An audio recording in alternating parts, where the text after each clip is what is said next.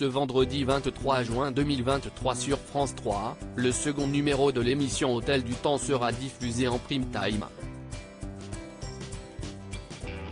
Cette fois, Thierry Ardisson ressuscitera Coluche, décédé depuis 37 ans maintenant. Invité dans l'émission C'est à vous le jeudi 22 juin 2023, le célèbre animateur est revenu sur le tournage de ce volet inédit, et notamment sur une petite blague à propos de Michel Drucker qui a bien failli ne pas passer. Voilà déjà quelques années que Thierry Ardisson s'est mis en tête de faire renaître les plus grands artistes français qui nous ont malheureusement quittés bien trop tôt. Après un premier numéro consacré à la chanteuse Dalida, l'homme en noir revient ce vendredi 23 juin 2023 sur France 3 avec un nouveau numéro dédié cette fois à Coluche, alias Michel Colucci de son vrai nom. Si une chose est bien certaine, si est que l'époux de la journaliste Audrey Crespo-Mara n'a rien perdu de son humour noir et France Télévisions a d'ailleurs eu quelques frayeurs.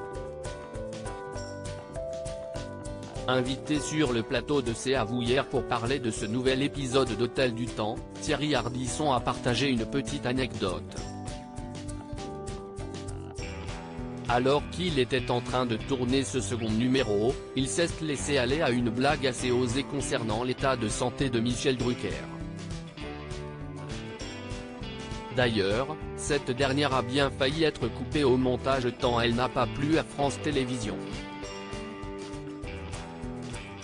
Vous me parliez de Michel Drucker, comment va-t-il celui-là ? Peut-on entendre Dalida demander assise dans son luxueux lit du fameux Hôtel du Temps. Thierry Ardisson lui apporte alors une réponse qui peut choquer. Il a failli emménager ici il y a quelques mois et au dernier moment il a changé Davis, balance-t-il très sérieusement faisant ainsi référence aux très graves problèmes de santé de l'animateur de Vivement Dimanche et au fait qu'il a failli mourir.